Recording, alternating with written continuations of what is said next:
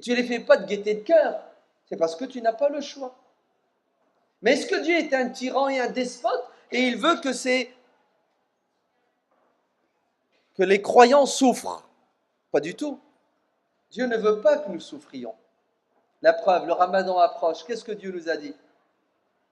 Ben, si vous êtes malade, ne jeûnez pas. Vous avez vu? Ça s'appelle la dérogation. Comme lorsque tu es dans l'obligation, l'interdit devient licite. Quand tu es dans la difficulté, il y a la dérogation. Ça veut dire quoi la dérogation? Tu déroges à la règle. Regardez, c'est bientôt le solstice d'été. Les nuits sont courtes, les journées sont longues. On fait quoi? Avec la prière d'Al-Isha qui va être à minuit et quart et celle d'Al-Fajr qui va être à 3h30. C'est difficile. C'est pour cela qu'il y a une dérogation. Vous avez vu le contexte? Le contexte invite la religion à quoi? À s'adapter. C'est quoi la dérogation? C'est tu fais le maghrib avec l'Aïcha. Comme ça, tu gagnes 2h15 de sommeil. Si tu retardes le fajr, la prière du matin, à un quart d'heure avant le lever du soleil. Comme ça, tu gagnes à nouveau 1h15 de sommeil. La dérogation a pour objectif de nous permettre de pratiquer notre religion dans un contexte difficile, compliqué. Ainsi, quand il y a de la pression, la religion nous dit, vous devez vous extraire, vous extirper. Il ne faut pas rester sous pression. La preuve, Dieu nous dit, إِلَّا مَنْ أُكْرِهَ وَقَلْبُهُ مُطْمَئِنٌ بِالْإِيمَانِ. Vous subissez une pression pour quitter votre religion, et c'est une question de vie ou de mort. Vous faites quoi? Vous blasphémez, dit le Coran, puisque votre cœur est apaisé par la foi, faites entendre à votre ennemi ce qu'il veut entendre pour rester en vie. Vous voyez bien que le contexte invite la religion à s'adapter. Pourquoi? Parce que l'être humain est faible et l'être humain a le sens des priorités.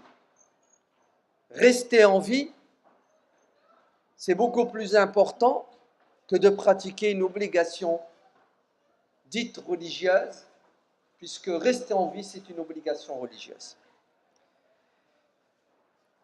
Tout le monde, personne ne peut discuter ce principe. Personne. Vous savez pourquoi? Parce que, je viens de vous citer des versets du Coran qui nous autorisent à consommer ce qui est interdit, à faire ce qui est interdit quand on n'a pas le choix. Des paroles du prophète, des actes du prophète. Vous savez où se trouve le problème? C'est quand on va commencer à essayer de mettre en pratique ce principe en l'an 2016 dans notre société française. Là, il va y avoir des blocages, il va y avoir même une opposition farouche. Et tout de suite, tu vas être taxé de laxiste. On va te dire que, tiens, il a fait des concessions, ça veut dire qu'il n'a pas la foi. Et secondo, c'est un lâche et un peureux. Il craint les gens, il ne craint pas Dieu. Alors que le vrai croyant sincère se bat jusqu'à la mort. Vous savez pourquoi? Parce que les musulmans ne veulent pas réfléchir avec la tête, le cerveau, la raison. Ils réfléchissent avec le cœur. Ils sont dans les émotions. Ils oublient le texte et tout ce qui les intéresse, c'est de rester dans leurs habitudes. Ce qu'ils ont l'habitude de faire, il ne faut pas y toucher. Oui, l'être humain est prisonnier de son éducation et de ses habitudes.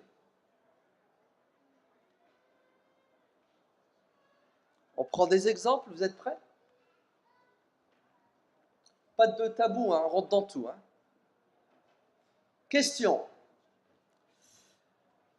J'ai fini mes études, je cherche du travail. On me dit, pas de problème, on est prêt à vous prendre, mais votre voile nous dérange. Si vous retirez votre voile, on vous prend tout de suite. Le contexte te demande de faire une concession. Le texte est là pour te dire, mais si c'est nécessaire, tu dois travailler et tu n'as pas d'autre alternative, mais bien entendu. Le porc, Allah t'a dit mange-le si tu veux rester en vie. Et toi, tu me parles d'un bout de tissu sur ma tête. Je dois travailler pour vivre, pour payer mon loyer, pour être indépendant, pour être libre, pour vivre dignement.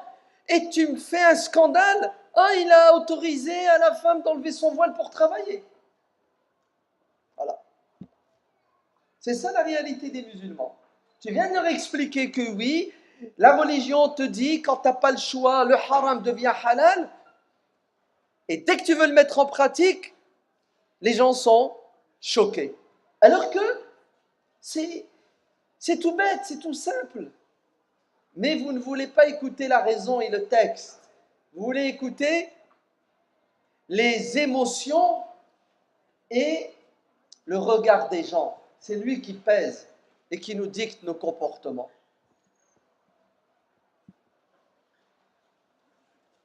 Alors, qu'est-ce que vous pensez?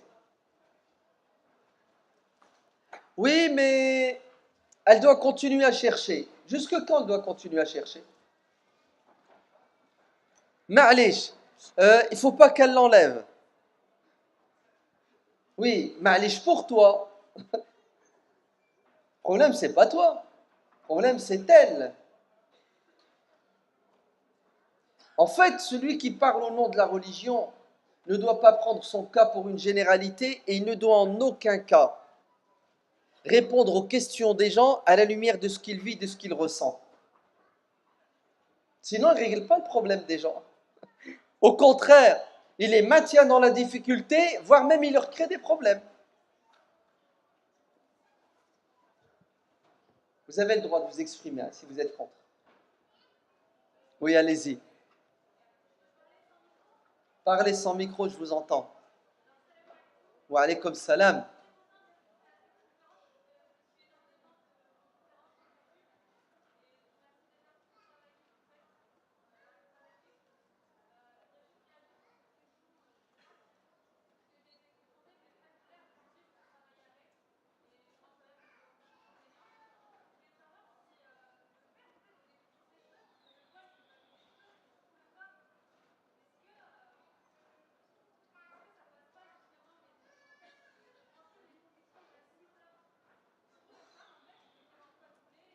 Je vous ai compris. Je vous ai compris. Donc la question que soulève la sœur, c'est quoi la tenue vestimentaire en fait de la femme musulmane? Est-ce un voile uniquement ou autre chose? En vérité, effectivement, vous avez raison. Le voile, c'est une partie de la tenue vestimentaire de la femme musulmane, se couvrir les cheveux. Et d'ailleurs, c'est une partie infime, hein, comparée au reste du corps de la femme. Donc, la tenue vestimentaire de la femme, c'est de s'habiller de manière pudique, porter des vêtements qui sont amples, cacher ses parties intimes et son corps quand elle est à l'extérieur. Et notre religion nous a enseigné effectivement qu'une femme ne doit laisser apparaître de son corps que son visage et ses mains. Maintenant, si vous êtes dans la difficulté et vous n'avez pas le choix, si ce n'est que de vous découvrir les cheveux, nul grief, puisque le principe en islam dit ad-darura tubihul mahdura. Quand vous êtes dans la nécessité, dans l'obligation, les verrous sautent. Si on vous empêche de le porter sur votre lieu de travail, une fois que vous sortez, vous le mettez. Vous l'enlevez avant d'entrer, comme le font les collégiennes, les lycéennes. Et puis c'est une affaire classée, on continue à vivre et on arrête de polémiquer et de se prendre la tête. Ouais. Donc je pense que on est trop dans l'émotion. Non, en fait, on est trop dans la réaction. Comme on subit une pression extraordinaire aujourd'hui dans notre société, ouais, pour peut-être nous pousser à faire des concessions qu'on n'aura pas choisi de faire, on se braque. On se braque et on fait de la résistance émotionnelle. Au lieu que notre résistance soit intellectuelle, qu'elle soit pensée et réfléchie. J'en profite pour vous dire une anecdote. Je crois que c'est en 1992, si ma mémoire est bonne. Donc on est en pleine affaire du voile, une affaire créée de toutes pièces, hein, vous êtes bien d'accord. Et à Lille, à Villeneuve d'Ascq exactement, on avait invité un éminent savant musulman, le grand Cheikh Faisal al-Mawlawi, rahimahullah, qui est décédé il y a 4 ans, 5 ans, le 6 mai d'ailleurs. Et on l'avait invité, et on lui a posé la question. Est-ce que les jeunes filles à l'école aujourd'hui qui subissent une pression, elles peuvent retirer leur voile avant d'entrer à l'école et le remettre à la sortie? Réponse de Cheikh Faisal al-Mawlawi. Donc, vous ne le connaissez pas, mais en tout cas, sachez qu'il a des écrits, lisez-les. Moi, je le connais, c'est mon cheikh par excellence. Comment vous le dépeindre? Allez, au-dessus, c'est le soleil. D'accord? Non, mais sincèrement, il faut l'avoir connu et il faut avoir été imprégné de son savoir. C'est le top. Le cheikh par excellence. Vous savez ce que nous a dit Cheikh Faisal Maulawi? Il nous a dit, retirez le foulard avant d'entrer à l'école. Faites la concession. Oh mon Dieu, qu'est-ce qu'il n'a pas dit? La personne qui vous parle, ouais, s'est indigné. Notre président actuel de l'UOIF, M. Omar Nasrallah, s'est indigné. Il a pris le micro et il a dit avec tout le respect que nous avons pour notre cher Faisal, on ne l'entendra pas, on ne l'écoutera pas, on ne le suivra pas sur cette question. Et Omar a fait un speech et Omar a parlé avec son cœur. Et moi, j'ai réagi avec mon cœur.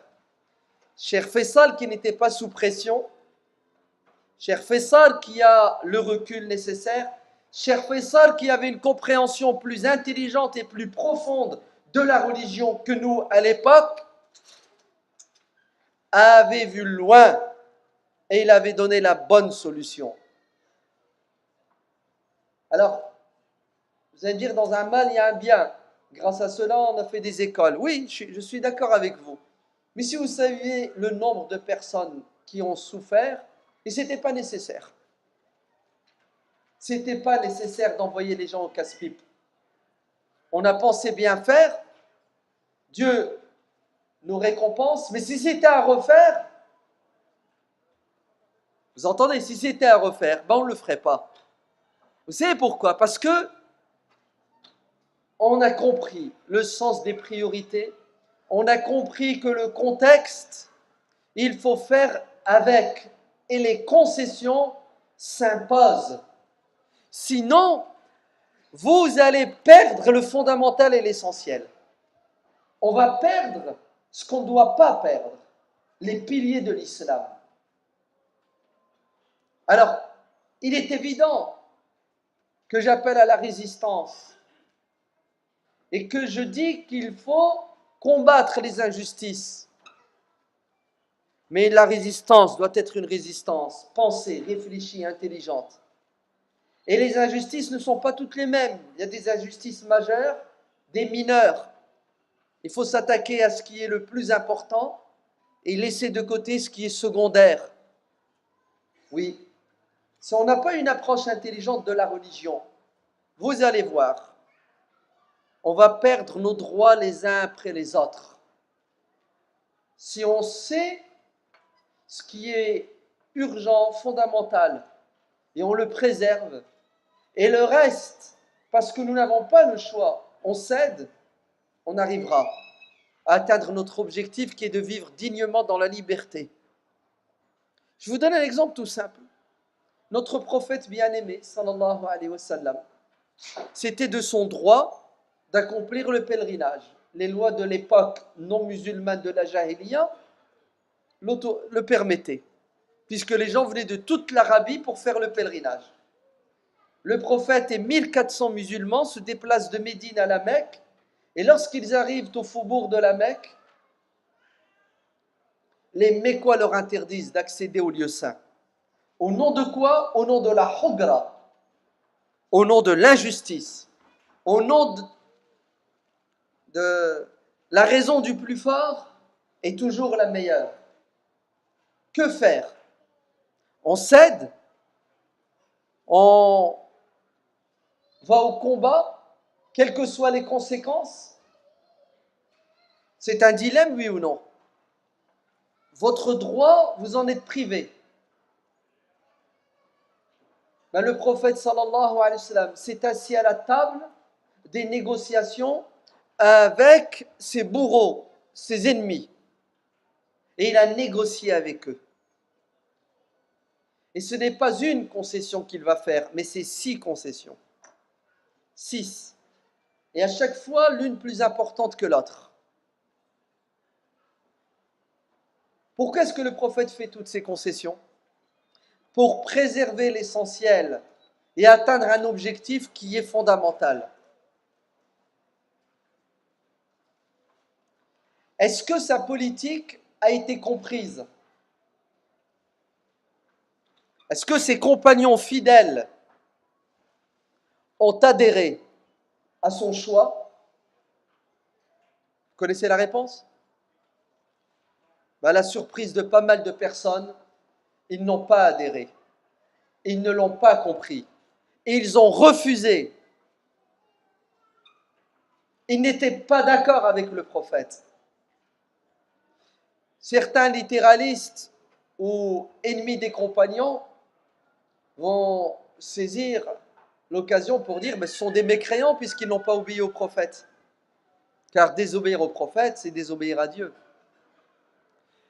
Pourquoi est-ce que les compagnons n'ont pas accepté ce choix stratégique du prophète?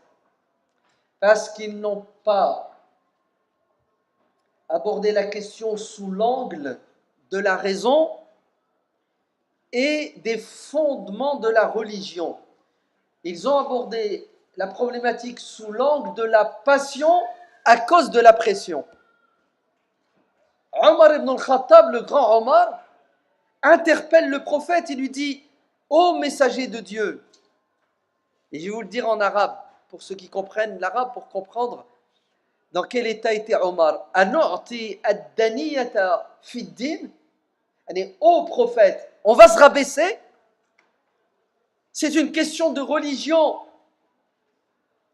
On va se laisser faire, on va se laisser marcher dessus? Non, messager de Dieu. Résistons et combattons-les et nous avons les moyens de gagner. C'est fort quand même, hein? Vous ne trouvez pas? Comment Omar s'oppose au prophète? J'ai presque envie de dire. Et Omar va le regretter toute sa vie. Il ne cessera de jeûner et de faire des aumônes parce qu'il s'est emporté, il a perdu la raison. Et oui, il a perdu la raison, Omar. Oui.